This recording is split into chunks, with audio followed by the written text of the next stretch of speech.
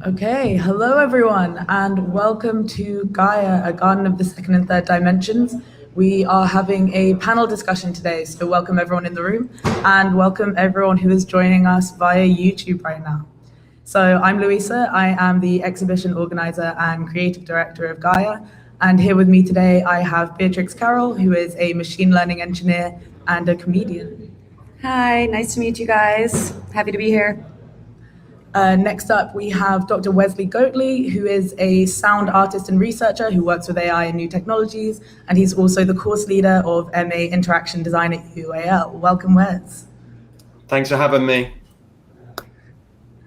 And finally, we've lost one of our panelists for now, so we'll see if he manages to join us again, but we have Viraj Joshi, who works with Design Fictions and Futures. Welcome, Viraj.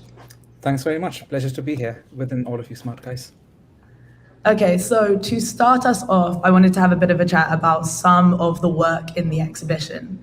So I was thinking Betsy's actually a creative as well, and she's done some interesting pieces using GANs and generating imagery. And I feel like the man particularly resonated with you. Could Definitely. you tell us a bit about that? Yes, so the man is on view over here, and they also used a GAN, I believe, to generate new Times cover images. So these are totally novel images. They're not composites at all. They're completely generated by the AI, which has been trained with two networks, one is generative and one is discriminating, and they each get better at the same time.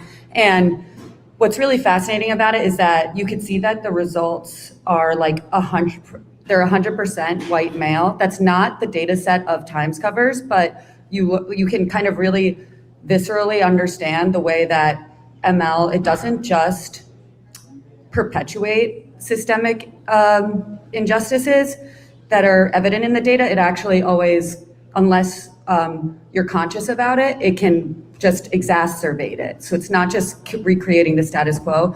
It'll keep recreating the status quo faster and faster and make it worse. So I did something similar that Luisa is referring to, which is for a hackathon project.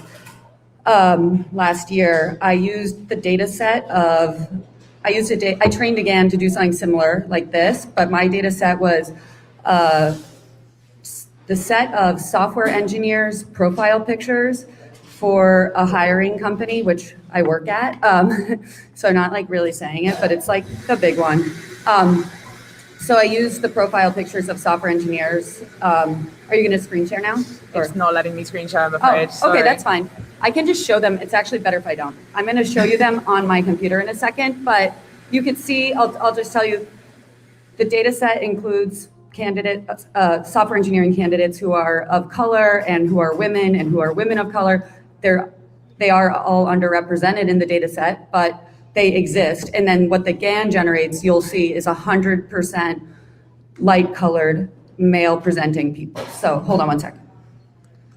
I think another thing that I found most interesting about this piece, I was talking to someone at the exhibition yesterday, is that they were comparing a piece like This Queer Does Not Exist, which is trained on images from drag queens and trying to look at queer representation within ML.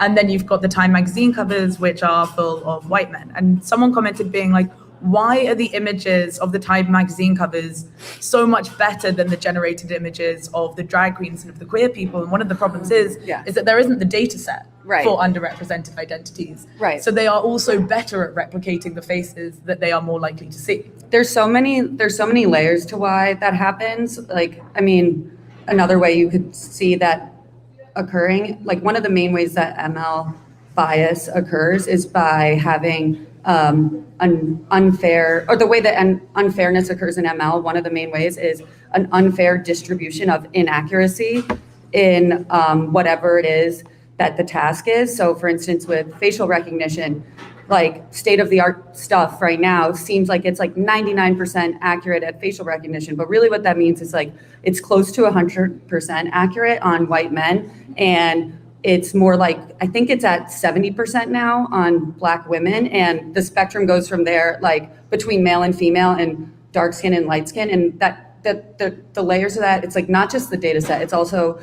just kind of even how cameras have been made, like who's been making everything to collect the data, and also it's also just who's making the ML. They think it's doing a good job because they forget to look for these things. And so I'll show you this picture thing right now. So this is my GAN trained, but on a data set of Nikes. So here you go. These are all fake Nikes, okay? As you can see, they're pretty like beautiful. And so if you're just thinking about Nikes, you would think, wow, this GAN is really good. And then I also trained it on runway models. And so here's what it came up with when it was trained on a data set of runway models. Sorry, can you hear me? I keep forgetting to speak into the mic. These are pretty beautiful looking creations. And now I'll show you the software engineers. Betsy's boys. Yeah, we call them Betsy's boys at work. All the guys at work were like making them their profile pictures on Slack, like finding themselves in them because they're like, I'm that guy. I'm the cartoon one. Anyway, you'll see. What I love about them is not only are the results like racist and sexist, but like the guys just look so ugly. Do you guys see this on the screen there? Like they're grotesque. I'll zoom in. Can I do that? Shift. I can't do it. Will you press shift for me? Oh, it's not zooming in. Yeah, I just need to zoom in. Like what's crazy is the model, before it even learns like how to make a humanoid face perfectly, it learns about like the patterns of racism and sexism in the data set. So it's pretty damning stuff. And yeah, so this was all a demo to try to convince my company or some people on our team that we need to be like moving past this whole fairness through unawareness mindset in ML, where sometimes people try to say, oh, we don't even use race in our models. So that's how we're avoiding racism. But systemic injustices mean that the data set is like, it's very embedded in the data set. And the problem is that we also frame like a lot of ML problems as prediction problems. And so that means like, you're basically trying to predict who will be a software engineer. And the problem is, if you predict that accurately, you're still gonna be perpetuating racism and sexism. Anyway. Yeah, I actually saw a similar project that did a very similar thing to yours, and they found that any CV that contained a women's college or the word women for like basketball team or anything was automatically rejected for a job for becoming a software engineer by a particular system. I think that was at Amazon, and yeah, it's interesting. So does anyone else have anything to add about that particular project, or shall we move on to one of the other ones? So Viraj, did you have a look at the internet's energy? I very much did, yes. Quite an interesting project. So for those of you who may not have seen it, I'm going to do a quick intro of the project. I hear a little feedback of my own, so I'm going to speak a little slowly, trying to avoid it. Oh, this is better. This is much better. Thanks. So yes, so the internet's energy, EM, is a project that talks about a future in which people have to forage different parts of electronics in order to then use them, because that's the sort of dystopia that they've imagined. And while doing it, the designer Amog, he has come up with this wonderful map, which shows how internet usage is related to data, and how energy is related to CO2 emission, but we never tie the knot between usage of data and how that costs us energy. And that's such a nice observation. And I think in terms of situating futures, or situating sort of these narrative-focused ideas within design, this is a really cool example of that. Because if you look at the research that he's done in order to get there, and the stuff that he has produced as those research artifacts can be easily used in a design project. But what he's done is he's produced a science fiction film as a result of his research. So his science fiction is very provocative. It's very It's done in a way that can inspire different products and services, in a similar way to Black Mirror, for that matter, because the idea is to sort of provoke people through these interactions. And while it may not have an immediate production purpose, the artifacts that you've come up with, because you've literally come up with fiction, it still can inspire so much in terms of laws, in terms of policies, in terms of change in behavior, in terms of actual design and research efforts, that it's really valuable in that sense. So this is one of those projects that I think situates itself really well in the earlier parts of a design process. So it was really nice to see. And just the idea of the fictional world that he's built, which has this massive gap between people who may need to forage and then others who may not need to forage. That's, I mean, in light of the silicon shortage that's happening around us, it's quite topical, and it's also quite relatable. So I hope we never end up in that future. Thank you, Viraj. I think you also bring up such a brilliant point about situating futures and talking about legislation. I was wondering, Wes or Ben, do you have any opinions on the use of speculative design, the use of design fictions and futures, in terms of what are their impacts on the real world of these actual issues? I can take a shot at this, and yeah, sorry for dipping out in terms of my internet fail earlier. What's interesting to me about what Viraj just sort of outlined around that project is that I actually think that, you know, the kind of futures that speculative design often encodes are no freer from bias or kind of Western centrism than the sort of ML projects we were talking about earlier, right? So those visions of the future are a product of many of the same cultures and exclusions that the kind of ML culture, ML work comes from. So I think when you're moving into legislation, that becomes really acute, because legislation is about real people, and it's about real people's lives, and it's about borders, and it's about citizenship, and it's about participation. So I think that you know,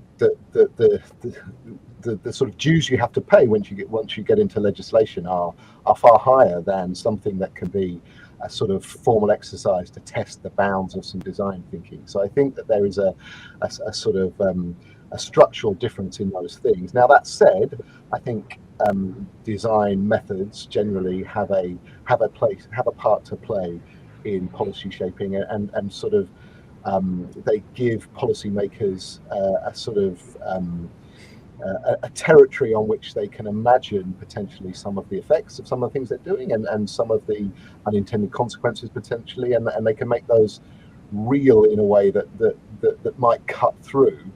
I mean, you know, I'd be sort of wary around the kind of Black Mirror analogy, because the kind of mass entertainment and sort of legislation are, you know, they're clearly not, they clearly exist in the same world, but I kind of think that the morals of one, the sort of titillation you might aim for in one, is not an appropriate sort of method for divining sort of legislative proposals.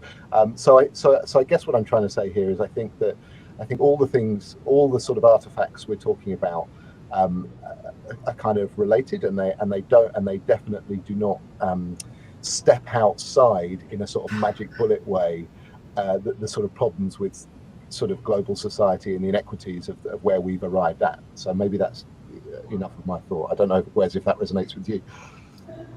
Yeah, no, that's really interesting, and you know, these kind of discussions around legislation, you know, and innovation inevitably is where a lot of what we're talking about here is, right. The issue that we've seen in the last 25 years, specifically in the tech sector, is how much quicker innovation has been moving than legislation does, right, in certain countries, where a lot of governments seem to be playing catch up with things like Uber, for example, and various other forms of precarious gig economy labor.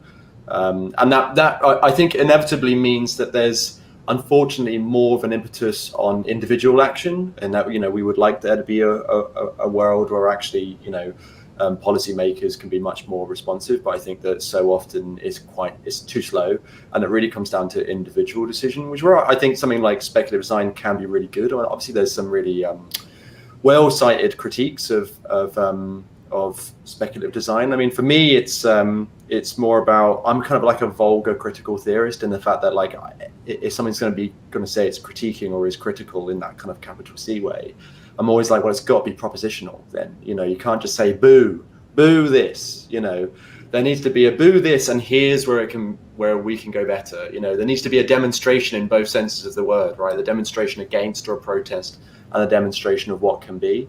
And I think that the tricky line with speculative design often is that it often doesn't really empower its audiences much, apart from saying in the future we'll have a 3D printed arm or something. It's like, well, that doesn't really get us anywhere. Or again, the famous one being in the future we'll all adapt our bodies to famine. I can't remember who that was by now, but I remember that taking a lot of flack at the time. But I do think that that projects like this that try to kind of connect in more of the science behind it, and thinking more about where emissions lie in technologies that are often seen as being non-physical in some weird way. They've got this ethereal presence in culture in the way that terms like the cloud are used, for example, which can sometimes dodge around those discussions around emissions and consumption and waste, the waste of new products becoming things to put in the bin 4 years later when the firmware no longer is being updated. And these things were extracted from the ground at great human cost and can't be recycled and all that sort of stuff. So yeah, there's some really interesting lines to talk around that, legislation, innovation, but also where human action lines up in there, I think, because any work that I want to see in this space always should leave the audience in a sense of empowerment, over the situation and not just kind of doomed to failure. I just wanted to add a very quick kind of story to illustrate Wes's point about the legal processes and innovation processes and how the two are really running in different time zones. Pre-COVID, I gave a talk at London Design Festivals on a panel. There was a lawyer, a European lawyer, working on IP policy, and she was just talking about they just signed off the kind of IP agreement, the pan-European IP agreement for CDs and video disc, and it's kind of in that environment, design and information kind of structures and tech are moving at a completely different speed.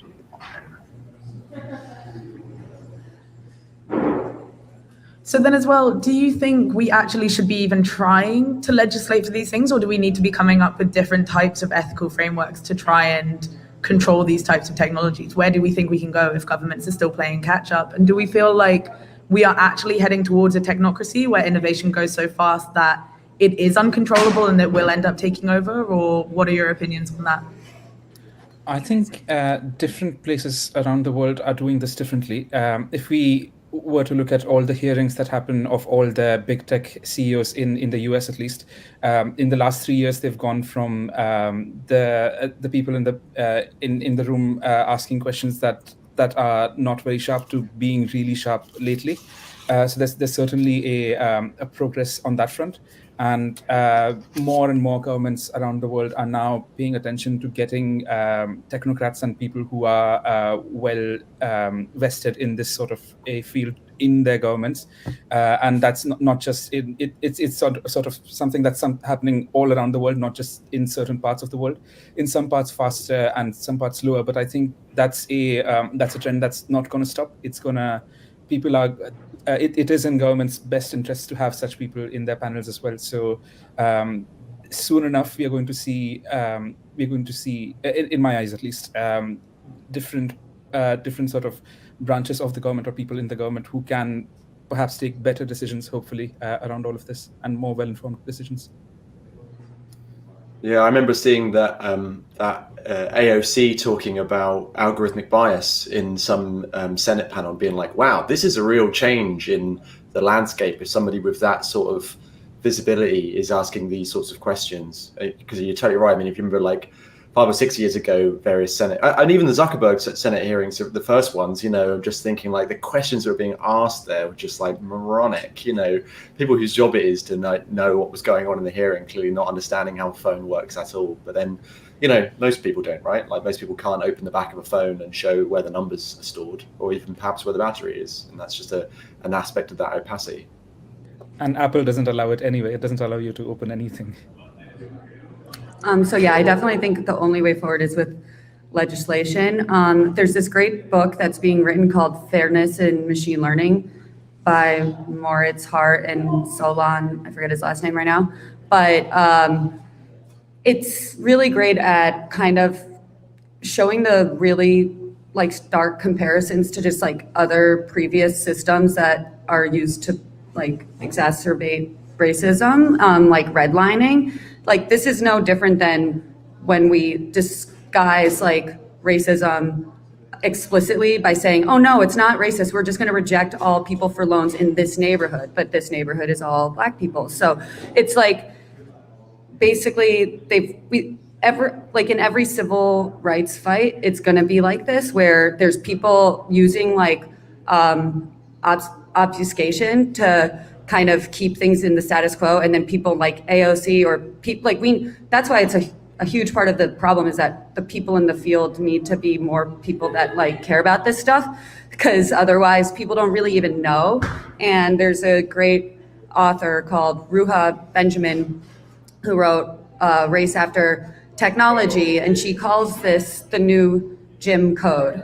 Basically that we'll be able to continue like a Jim Crow-like situation simply by using ML as this fake, like objective, omniscient, agnostic force. And because it's more inscrutable, it's gonna actually, be even more difficult of a foe than explicit racism, just like every other, it's always the way. So I think that, and also we know that we've seen historically, and they talk about this in the book as well. It's mostly a computer science book, but they also talk about like the history of legislation on this, because fairness is always kind of it's a nebulous thing, and it's always in progress. So one of the ways that we, exactly like what I think Wesley was saying, we need to like not let the fear of like it not being perfect, whatever is being proposed, like stop us from proposing it, because that's always the way that people that are opposing of progress, like that's always their argument, is like poking holes and saying, oh, this isn't perfect yet, so let's keep it the same way it is now, even though we know that the way it is now is even worse, or we're gonna have to go through more mistakes to get there. So we have to just kind of be as like taking a stance. The people in the field who care about it have to like kind of try to do that and kind of risk, getting it wrong. What I would say to kind of follow on from that is that ML is it's been talked about in depth as a sort of occlusive technology, right? It hides things. It's a black box. So, it contains multiple vectors of potential bias and unfairness, and used in particular ways. And so I think that's what people really respond to when you try and examine it. It's not something you can put on a table and kind of explicably come to a decision about how bad or good it is in any given situation. And so that sort of media property it has, both as an imaginary and as a technology, is a really kind of destabilizing thing when applied at the kind of scale that ML technologies are applied at. I just wanted to say that we're talking about people working in this area. I read a brilliant Data and Society paper recently. It's called On the Genealogy of Machine Learning. Called the what?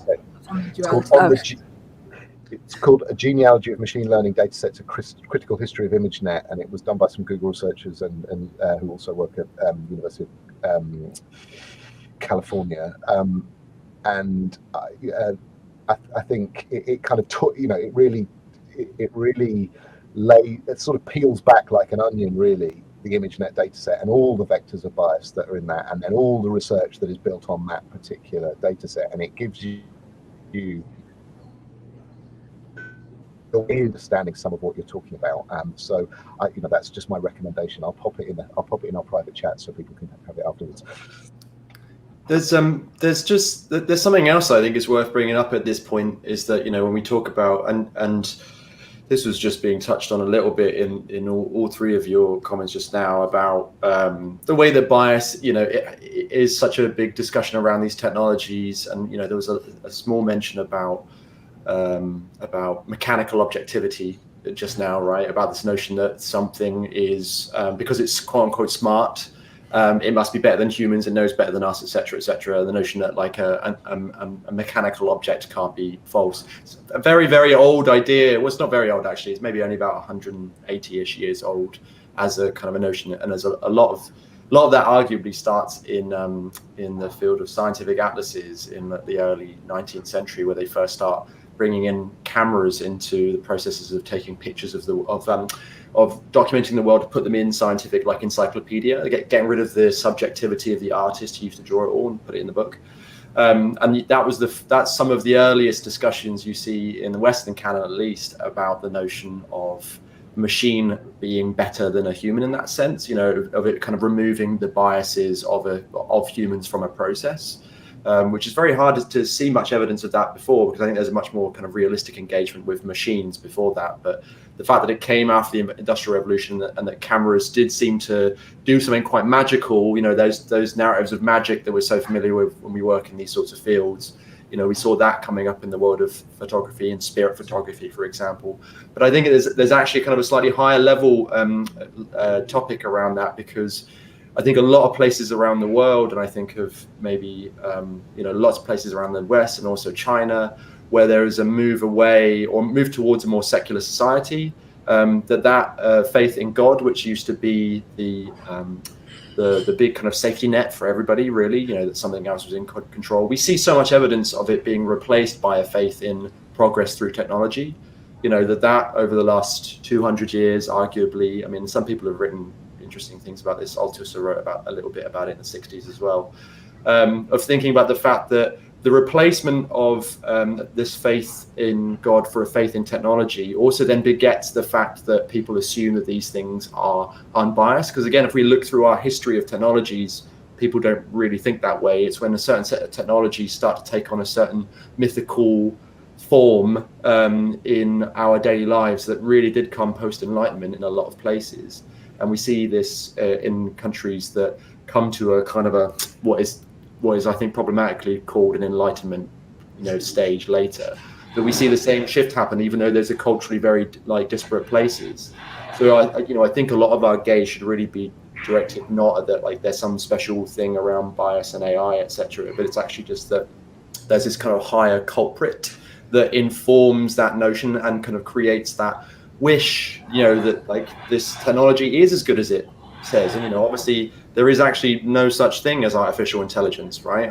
The word AI is basically a good branding strategy that has only recently been a good branding strategy, because it was a really bad one in the 90s and early 2000s. You couldn't get any money to do that, so suddenly it's come back in. So some of these things are kind of tied into myth and older histories, and some of these really deep needs for human nature as well, the faith that everything's going to be better, that something in the future is going to improve, especially now when we basically have two futures available to us, right? It's like big shiny buildings / robots taking over, or climate collapse, and we're so far away from having post-capitalism in there, because post-capitalism is only ever post-apocalypse.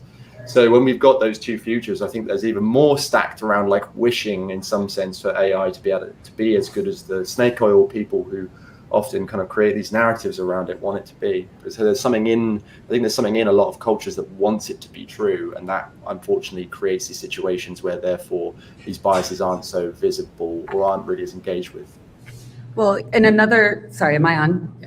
I think that's a great point and great thing to compare it to, because also the people that feel that way are certain people. Certain people have more of this I trust my AI kind of attitude than others. And if you look at who has that, it's the people that are, not going to be discriminated against in a negative way. So it's interesting that I think it's, when I was in grad school, a professor was super upset to come back from this conference and find out that a lot of people separately had decided that what they want to work on, a lot of the top people in AI, independently, their projects were taking the makeup off of women, multiple separate people. And in the class, he was like, do you see why we need more women here. Like, or, I mean, and in the movie Coded Bias, they talk about this a lot, that people have, you know, the applications that people come up with are directly harmful to women and people of color and like people who are non-binary. And so there's like, for instance, you know, when someone who like, they're super legit, I forget what they are, but they came up with, like they got bought by, I think, Google, and their startup was like, you know, you could take a picture of someone on the street and just like see who they are. And all women were like, oh my God, so many women are going to die. Please don't do this. And it just didn't occur to them as like, oh, this is clearly evil or clearly going to hurt certain people. Similarly, you know, the inaccuracies in facial recognition, it's going to be a huge issue like now in the UK because it's being used in law enforcement already to make arrests. And I think that blind belief that you're like objective and that technology is objective is also heavily tied to this overarching problem in ML that I kind of referred to earlier, which is just the idea of framing what ML does as a prediction problem is inherently wrong because what the ML actually does influences the outcome. So for instance, in my job, we predict whether or not someone's going to get hired and then decide if we want to put them on the platform and decide how highly we want to rank them.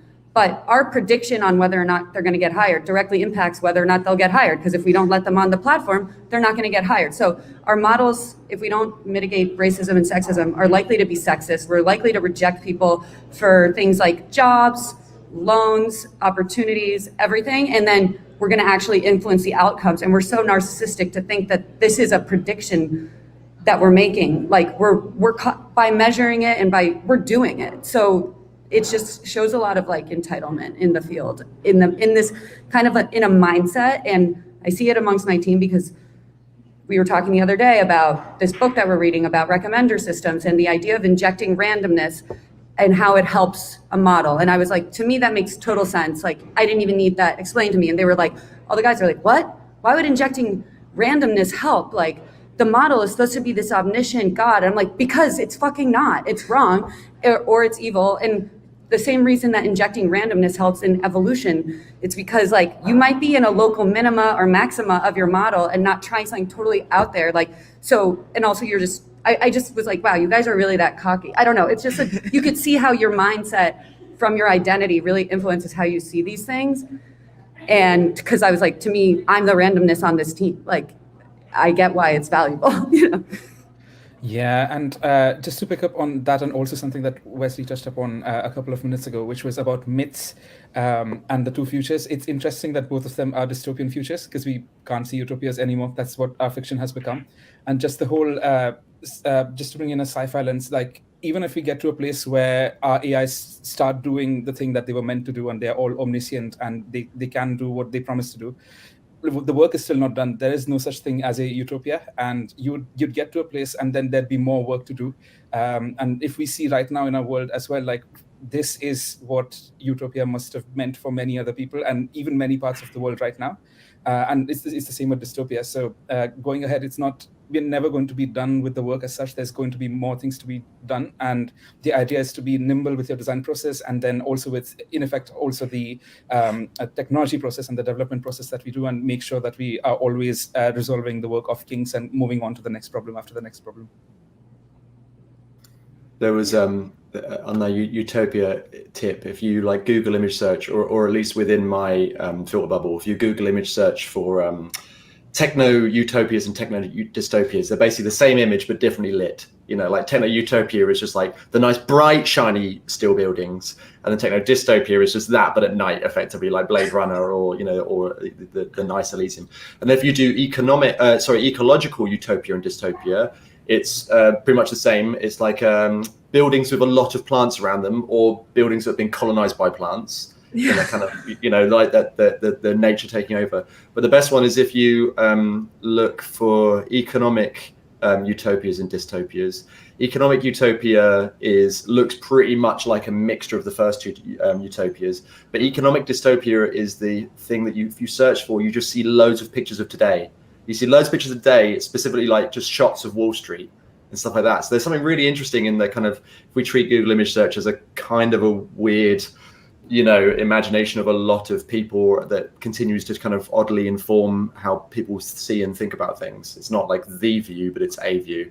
Then we can see that there's this real trend for a lot of people in a lot of places to think that we live in an economic dystopia. It's easy to imagine that dystopia because we're in it, but that notion of dystopia, utopia for whom is obviously always at play too. Yeah, sorry. So Kathy O'Neill, who wrote Weapons of Math Destruction, she says in the documentary Coded Bias, which anyone who's watching this and finds this interesting, it's on Netflix. I really recommend it. It summarizes a lot of this stuff, and it focuses on like the key players in this who are women of color, which often get overlooked. But Kathy O'Neill says how we always in our like sci-fi like imaginations, we always think that the most futurist things come to the rich people first, and it's actually sadly the opposite. The future, like, and the cutting edge of like of the frontiers of science is always happening to poor people the most, and it's not good. Like, it's the opposite. So that just reminded me of what Wesley was saying, how like the fine line between a utopia and a dystopia. I wouldn't mind picking up on Wes's sort of description of the relative kind of standard of those utopian visions, right? Because that is a design problem in that, our visual culture is offering us very, very partial visions of very, very kind of denuded utopias. That if you think about the sum of human knowledge, the sum of human experience, what's being represented in those sort of Google image searches is a tiny slither of the possibilities that should be represented through design. And they're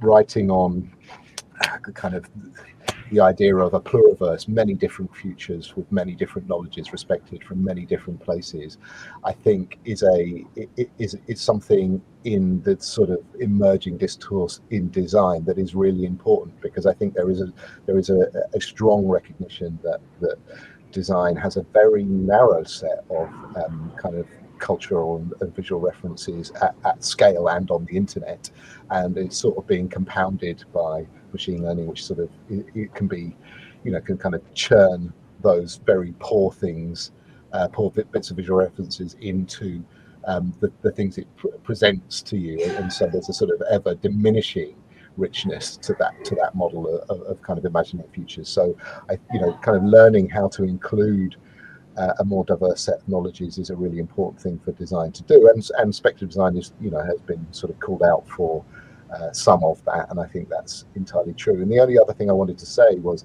there is a really a high level of sort of epistemic issue that we're sort of tiptoeing around, in that if you take biology and you take kind of our project to categorize species, that is helpful in one way, but it's not how nature is.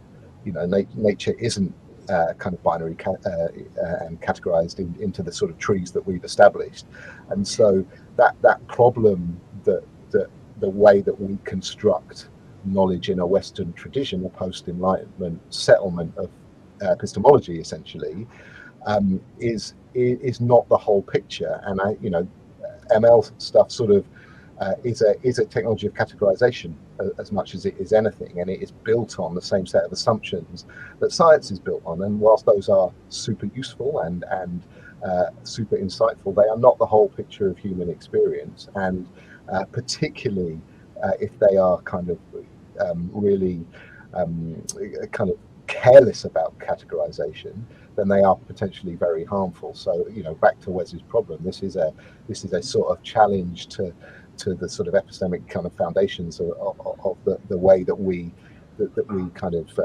make knowledge and give people power in the making of knowledge.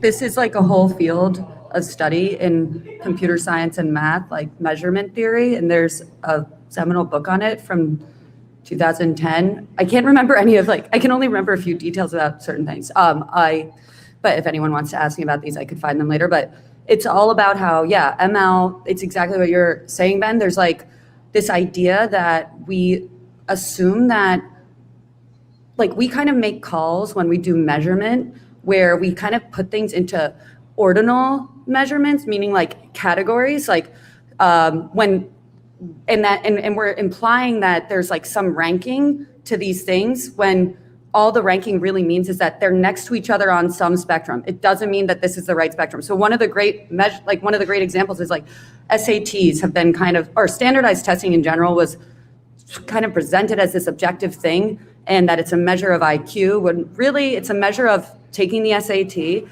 and like we bucket these things into certain like ranges. And why are we even like, we kind of think that we're good at assessing like intelligence, or we don't even, just by defining something that we're measuring, then we make that the criteria that we judge something on, when really we don't have any idea like why we're doing that. And so like, I don't know, it kind of becomes this whole bigger thing where if you think about it too much, your brain explodes, because it's like, basically, I don't know. I don't want to, when I extrapolate on it, I'm like, we just shouldn't be doing this at all, Wow, you've left everyone Sorry. speechless with that one. Oh, no, yeah, sorry. So I also want to touch on, a few of you have mentioned some of these things. So you've been talking about how Western ideals change the way that we view these things. You've been talking about how it depends on which country we're talking about how we should be dealing with these problems. So I was wondering if you could expand on, do you think that cultural context plays a role on the perceptions, the uptake, and the implementations of these kinds of technologies? So if you're in the US, you're most likely to have interacted with AI in terms of advertising and trying to figure out who you are and what content we want to show you. Whereas in China, you're most likely to interact with AI through surveillance. And as you mentioned, in the UK, we're already using facial recognition technology out in the streets by the police, even though they don't really know how it works or how to deal with people covering their face when they go past it. So does anyone have any cultural insights for us? Well, I mean, I would just come in and say I wouldn't say that in China the first site you would interact with AI is in surveillance. They're interacting with it in all the same sites that we are in everyday sense, and in fact, there's a lot kind of blown up about the kind of the Chinese surveillance state. But if you work with Chinese people, which I think a lot of us are lucky to do, in working with like very diverse groups of people around the world, that they're like, a lot of them are just really skilled at bypassing a lot of stuff. So whether or not a system of surveillance infrastructure is in place is different than it being kind of active and used and kind of. So I would say that there's not so much difference there. For example, I would say in my many years of working daily with Chinese people, I don't see them in any way. They have a very similar experience of AI as the people around them in new Western context do. But there is also something to be said there about how even within national, because we're sort of talking at this kind of national level, and even that's just not granular enough, because even say in the UK, which is obviously the space that I'm most familiar with, these are concerns that you can talk about as being kind of about a particular British system and a British the GCHQ and the way the innovation support works in this country, et cetera. But you speak to a lot of working class people, which in this country is a lot of people from a lot of different ethnic backgrounds who are all working class people. Like, they don't care about any of this stuff, and they don't, and they interact with it in the same way that's the kind of like basic surface level. But I mean, these were people who have got other concerns, right? So there's these different cultural layers that this kind of discussion is operating at, and really what it means to people is very different in different spaces. I try to remind myself that, especially during the pandemic, there was a point where me, who does a lot of work around, the kind of politics and histories and aesthetics of AI, I was just like, none of this matters anymore.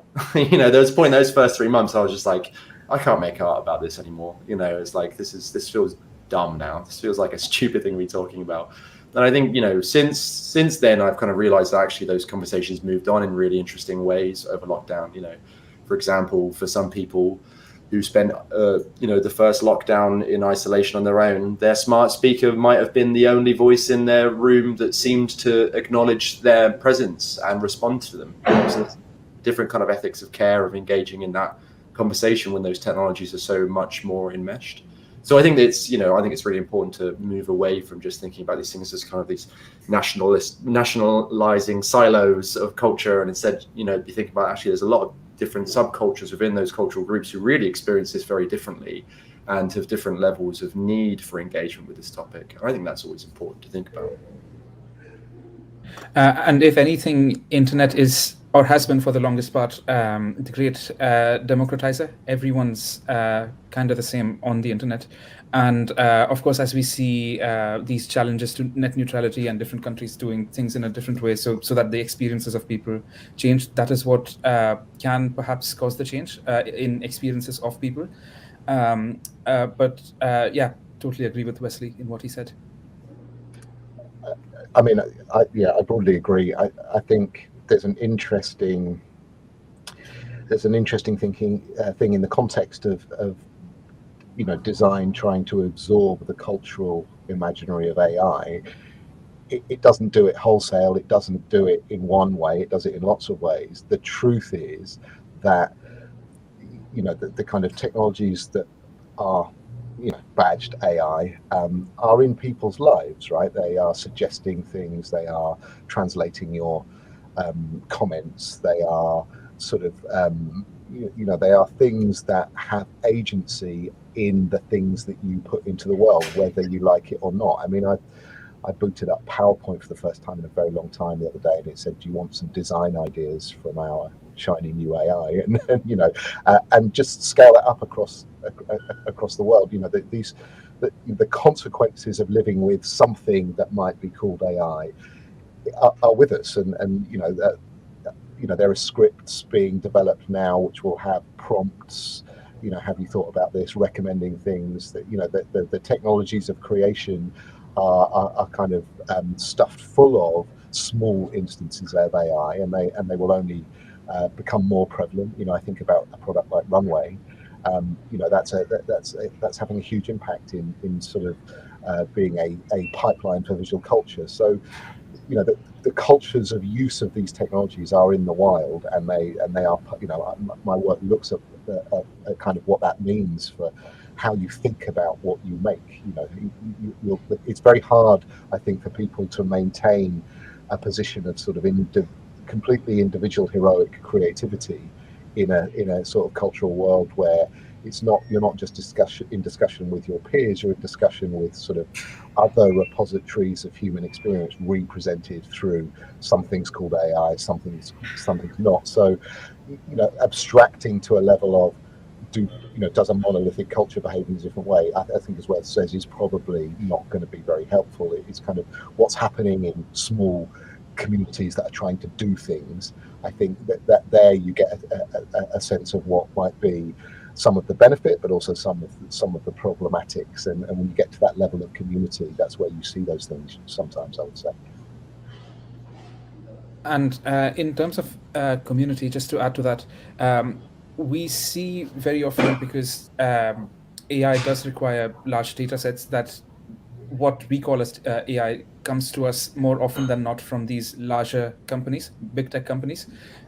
We do see smaller experiments here and there, but it's mostly from the larger companies, which is why, again, tying back to legislation, that's where it becomes important. And it has been so interesting to see that most of these big tech companies are situated physically within the US, but then they have implications on all the different parts of the world. And what does that even mean? We've started only now to get to grips with the different implications in different places around the world, and then different legislations in different parts of the world to sort of either defend people from those companies, or just those different tensions that we've seen in Australia's use of Facebook in the last year, or even GDPR for that matter. It's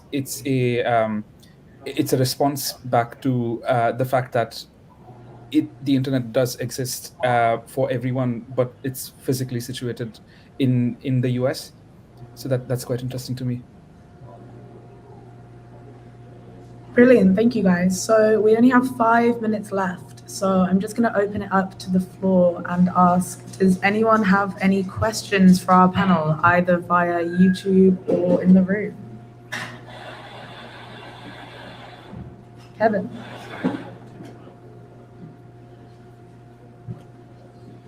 Hi. Hey. I just want to say thanks for all the really interesting thoughts. I had kind of a couple questions. One of them maybe is aimed at you, Betsy. You talked a lot about how like the model for hiring people generates like white men, and obviously like finding more data for that might involve a form of like surveilling, minority or colored people or groups. I'm just wondering like if that's something that you've thought about, or like what the tension there is, I guess. Like, does the need to get their data, surpass the need to kind of find consent? Yeah, and also I kind of was curious, we talked a lot about techno-utopia and techno-dystopia. I'm kind of curious what the panel thinks, like each person has like their biggest fear maybe, or maybe your biggest hope for a techno-utopia, but yeah. Okay, cool.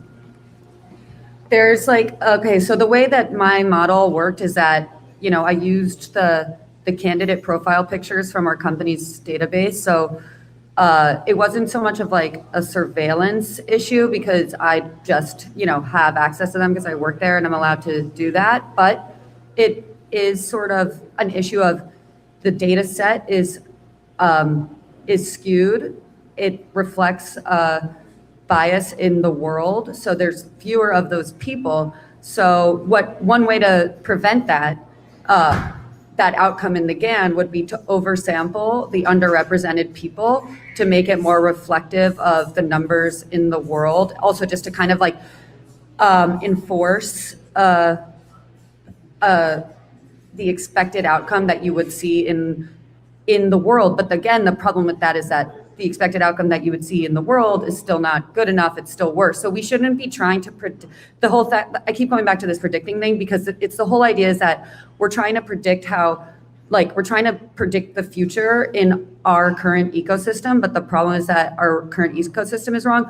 So we should be really thinking more not about predicting things, but more about changing things to be more close to correcting for past historical injustices that are still ongoing. But to this issue about surveillance, it is like a big kind of question that there's like a tension between disparity of impact and disparity of treatment. So it's like, if you look at what's led to the numbers, the distribution of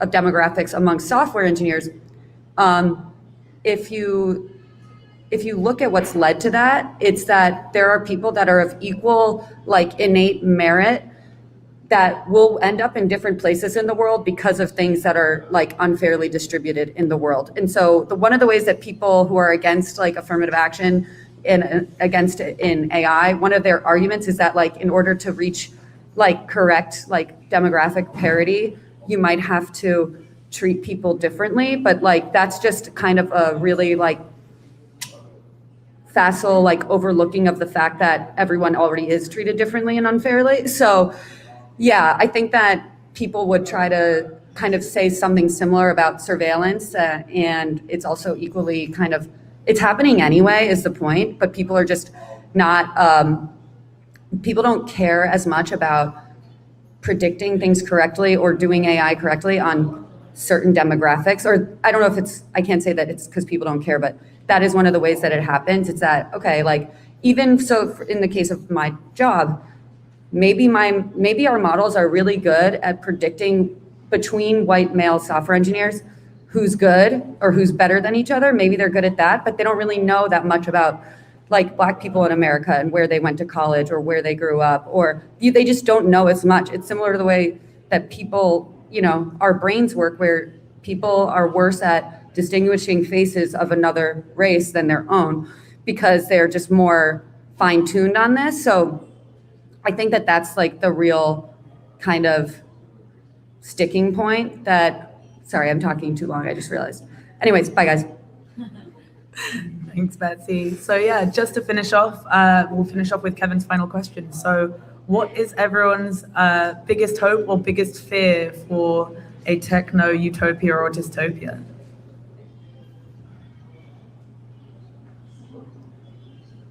I guess I'll go first then. Go for it. Go for it, Viraj, please go. Okay. So this is perhaps something that's on everyone's mind, but the fear is that of climate change and how it's going, and we won't be able to change many things and many of our systems in time, and then many of us would have to live in substandard ways, or worse. That's the big fear, really. And the hope is that we would be able to see the other side of the pandemic, whatever that is. I don't want to call it post-pandemic yet, but in a meaningful way, in a way that's sort of constructive for all of us and not as jarring and not as absurd as it is right now. I think, yeah, climate justice and progress is something that would be on my mind. But I guess in terms of thinking about dystopias, utopias, I think that the birth of computing as a field was a optimistic one. It was about expanding the kind of human agency, and and I think that there are still people that work in the field at a high level that sort of work from that perspective. What that means right now is I think you have to come to terms with, deeply problematic histories in sort of globalized economic reality. And if computing can, at scale, sort of fold in a progressive vision of the future and a fairer vision of the future, then some of the hopes that existed at the birth of computing could still be realized. So I would say my hope is that the sort of the sort of more fairness for more people is achieved with technology as part of that story, rather than it being a force exclusively for ill, because I think actually in aggregate I'm probably an optimist. I guess my philosophical position on the world is not necessarily that bright and cheerful, but I mean, but it doesn't need to be, and I've never wanted it to be particularly, but these discussions about progress, the notion of the very recent idea that in certain parts of the world that everything's kind of getting better mostly through technology, history doesn't show that at all, and there's clearly like no basis for it. So I feel like we're just going to be doing this, and we're just kind of along for the ride, and I think it's choosing your battles really as you go to try to, rather than to rely on things always getting better, as there is quite a lot of powerful discourse that I see at least that suggests that that's a very widely held notion, that subtly everything is kind of getting better as we get kind of flying cars or whatever, that actually we then take ownership and responsibility over the directions and where we place our energy and who we want to speak to. I think this is actually coming back to somebody who has dropped something into the comments, including something good about football, which I totally agree with. But talking about how loads of working class people are concerned about surveillance technology and how it can be used against them. Of course. And I think actually those are where I wanted those discussions to be. I mean, my point about it was that actually those discussions aren't often being presented in those spaces, at least not the working class spaces that I came from and still go back to, all the time. Whenever I see my family, the discussions I have with them, which I find really, interesting, because they're kind of outside of my, small bubble of life here in London, in mostly academia, critical art circles. I think it's nice to be reminded that there are, good sites to work in that outside of the bubbles that you find yourself in, and think about, what discourses aren't being kind of widely presented and widely discussed, because they are of concern for so many people. And I think that those people deserve to have more support in those discussions and in that sort of work. And that's the stuff that I like to do. That's why I work in art, because I think that art, especially art when it doesn't just live in kind of galleries, which I try to avoid largely, is always really a great site for that, because it's such an open platform for discussion, and it can be so intriguing and produces this kind of unfinished thinking, and it never quite resolves itself, and then kind of stays with people for many years afterwards, hopefully. So it's kind of why that's the most hopeful stuff, is why I'm still making things. I'll just say really quickly, my big fear is that we'll catch up in a lot of ways with legislation across the field of ML when it comes to some really like kind of hardcore things like job placement, law enforcement, and facial recognition. But my fear is that will eventually not end up extending to ad tech, which I think is probably the most like insidious and influential situation that we have going on, because it's under the covers, and like, you know, it goes back to this prediction problem thing I keep talking about, which is like, you know, people get targeted for predatory things like gambling and you know, drugs, like, or, you know, advertising things that are actually going to hurt them and make them, you know, it's going to influence people in a way that is more intangible than the other things. So that's my fear. Amazing. Thank you all so much for joining us. That is all we have time for. So have a wonderful evening, everyone in London. Come and enjoy the exhibition, everyone in New York. And if anyone is watching this online from New York, we are still open for one more day at Meeker and Bushwick. So thank you all for joining us. Thank you. Yay. Thanks very much. Thank you very much. So cool. Wow.